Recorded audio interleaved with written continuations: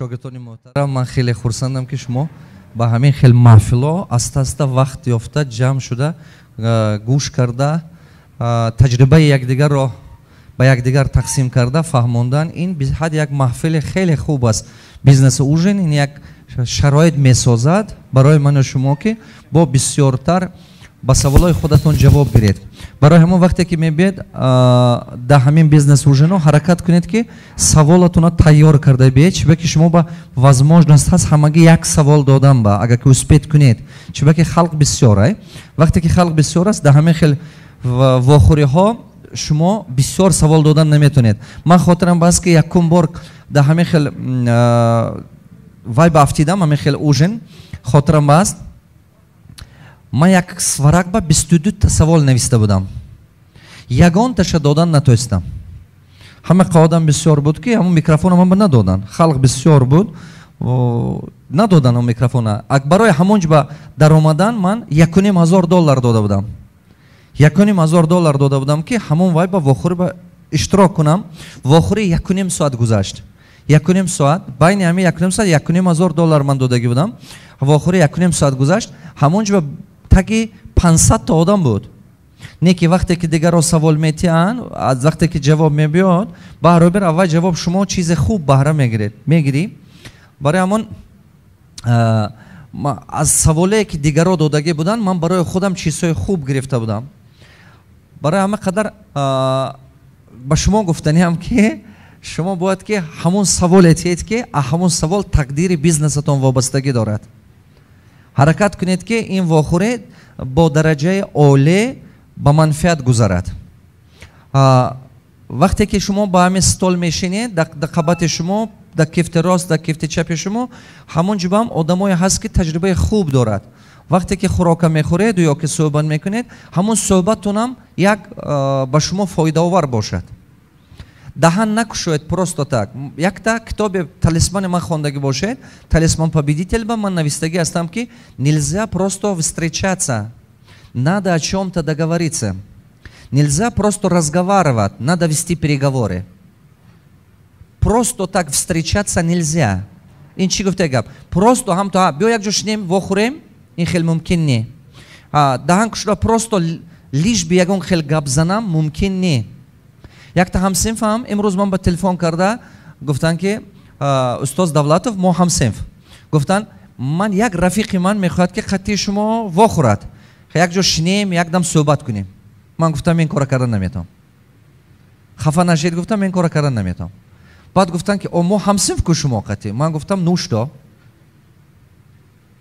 من و شما همسنف خیلی خوب. من خطی شما 5 minut یا 15 minut действительно صحبت کردن میتونم. بیرون از پروگرام خودم از وای درو من کردن نمیتونم. چرا که با مانند رفیق شما آدمایی که میخواد که خطی من صحبت کنن میلیون درست یا نه؟ میلیون. من اگر که وقتم همین خیلی هر یک آدم با 1 ساعت 2 ساعت وقت جدا کنم خودم به حیاتم به هیچ چی نمیموند که با امید و آرزوی خودم رسم. برای همه قدر من گفتم که اگر که برادر شما در حقیقت پروسто شناس میشدگی باشن همراه شما 5 minut یا 15 minut من برای خاطر شما بیان صحبت میکنیم و میخوریم. این زیاد نه.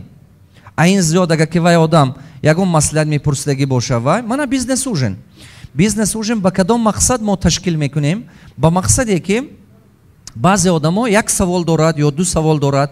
همون سوال برای وای به حد مهم است، ضرور است.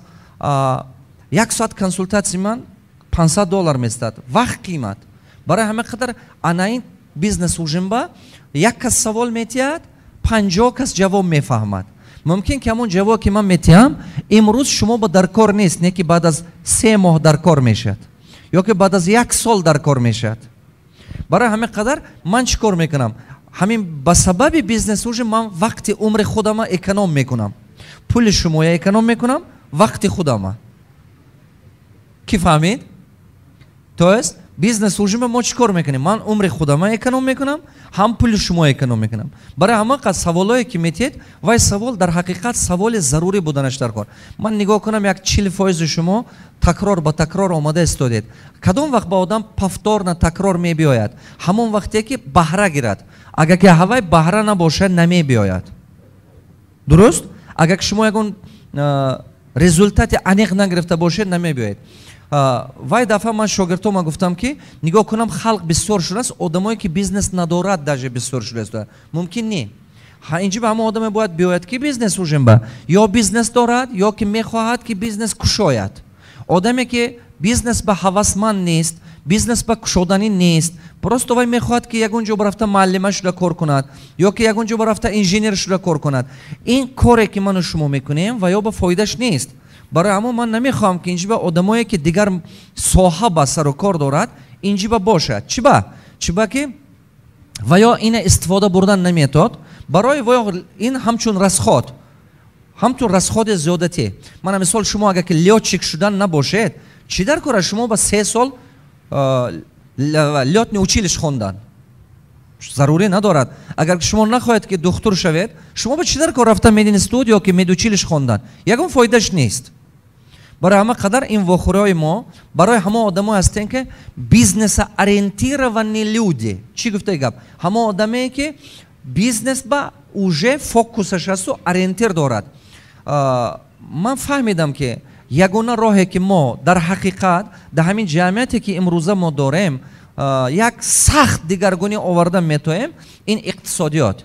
иқтисодиёти мо агар ки пеш равад, иқтисодиёти ҷомеа ки ба пеш рафт, иқтисодиёти ҷомеа, ҳаёти ҳама осон мешад. ҳам духтур зиндагиш нағз мешад, ҳам муаллим нағз мешад, ҳам инженер нағз мешад, ҳам эстосолот мекардагӣ, ҳам деҳқон, ҳама зиндагиш дигар хел мешад. барои ҳамон вақте ки шумо мехоҳед ки фарзандатона лечение кунед, кадом давлат мебаред? давлати пешқадам. вақте ки мехоҳед ки фарзандатона маълумоти олӣ диҳед, кадом мактаб ба мебаред? кадом давлат ба? давлатҳои пешқадам ба. чиба ки технологически ё ки ваш пешрафта бошад. барои ҳамон пешрафта, давлати пешрафта гуфта чизе дар назар доред? иқтисодиёти пешрафта. барои ҳамон ҳамин ҷамъияти мо ягона чизе ки имрӯз дар ин ҷамъияти мо сахт як талчок дода дигаргунӣ месозад, именно ҳамин ҳамон ҳаракатҳоё, ҳамон планҳоё, нақшаҳое ки иқтисодиёт ба кам ҳам бошад як таъсир расонад. барои ҳамон шумо ки дар ин ҷа зиндагӣ мекунед, шумо ки дар ин ҷа корхона доред, шумо ҳамон шахсоне ҳастед ки ҳамин ҷамъиятро дар ҳақиқат месозед. мана мисол агар ки шумо имрӯз 5 та ҷои коре кардагӣ бошед, баъд аз 3 сол 50 та кунед, 5000 та кунед, 10000 та кунед, дигаргунӣ меша ё не? албатта мешад. албатта мешад. ҳар як коргаре ки шумо кор ба мегиред, як аҳолия мехӯронад. мардуми мо ба мардуми Тоҷикистон ба бисёртар чӣ хел аст? дар як аҳоле як кас кор мекунад, 7 кас мехӯрад. ё ки як кас кор мекунад ё 2 кас кор мекунад, 5 кас хӯранда аст. дар давлати мо ҳамин хел аст. барои ҳама қадар вақте ки шумо коргара мегиред, вай якта худаш не, паси вай як оилаи калон аст. барои ҳамон шумо бисёр кори хуб мекунед. ман имрӯз ҳамин дирӯз бегоҳе дар суҳбат будам, якта ҳамкори худам қатӣ ва одам Саидҷон, вақте ки суҳбат кардем, анча ки суҳбат кардем, баъд дар бораи вай мавлавӣ кадомашон нақл кардану гуфтанд ки устоз медонед доимо дар бораи ҳамин замбури асал, ман бисёр ваём аст ку философия вай асту, замбури асалу философияи вай, не мана ин муха, это чӣ буд? Паша нигоҳ кунед я. баъд вақте ки ман бисёр ин чизҳоро мегӯям, нигоҳ кунед я, фаҳмиши оруи асал чи асту, фаҳмиши ҳамон паша чи? паша ку паша мегардад. фаҳмишаш нигоҳ кунед. агар ки ҳамту нигоҳ кунед я, фаҳмиши паша бинеду ҳаёти паша бинед. паша ҳамту гулзора бинад, агар гулзор ҳамон гул ба намешинад, ягон ҷо ба ягон чиркиния ёфта, ҳамон чиркини ба рафта мешинад, ё ахлот ба ё чиркини ба ягон чӣ ба, не ки гирдаш пури гулзор. оруи асала бинед, ҳамту нигоҳ кунад, агар ки балота ё чиркини ё чизе бошаду, як дона гул бошад, ҳой 10 километр бам ҳамон гул ба рафта мешинад. ин чӣ гуфтад гап? ин фаҳмиши ҳамон худованд додагӣ ҳамон чӣ ба фаҳмеш. инсонам ҳамин хелай. инсонам ҳамин хелай. одамое ҳаст ки дар даруни ҳамин гандагӣ, дар даруни ҳамин мушкилӣ як хубия ёфта, ҳамон хубия метод кардан.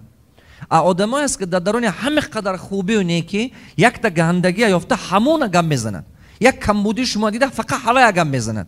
ҳазору якта хубитуна ақли вай намегирад я намефаҳмад. чиба ки вай ба наздик ҳамон хел. برای همون یکتا نیمتا همین خیلی اگه بینید گوید که تو همین پشه بودی فکرانه دمو خیلی بوده همین باره صحبت کرده استودیم بعد سیجا من با گفتن که استاد گوجا با خوندم گفتن نگاه کنید خداوند چه خیلی ساختگی میسیه گفته تاجیکی به چی میدونن نمیدونم تاجیک به چی میشه میسیه خداوند هر یک انسان با برای یک مقصد آفریدگی من همین آرو اصل بینید فقط برای نکتر میرد ده همون آرو اصل برای نکتر میرد نه که همون خط سببگار شده گردآلود میکند تمام گل تمام درخت تمام میوه تمام بینیدگی 80% همین طبیعت همین آروهای وا گردآلود میکرده است بعد ماندگیش شمال این چی گفته گپ وای با چی میرد با سبب همون نکتر گرفتن میرد و خداوند همین خیلی کرده که موتیواسیون آروی اصل نکتر نه که میسیاش گردآلود کردن مقصد شما هم прибыль گرفتن نه که смысл зачем вы это делаете جمعیت به فایده آوردن بیزنسمن بیزنس میکند همون وقتی با که هوا یکم прибылش باشد прибыль نباشد وای مضمون ندارد وای بیزنس شما میکنه یک روز نه یک روز وای بانکرات میشد برای همون نه که همون بیزنس کردید با مانند همون آروی اصل شما прибыль گرفتنتون در کار نه که با سبب که شما прибыль میگیرید جمعیتی که شما این کارو میکنید وای با فایدهش بسیارتر نسبت شما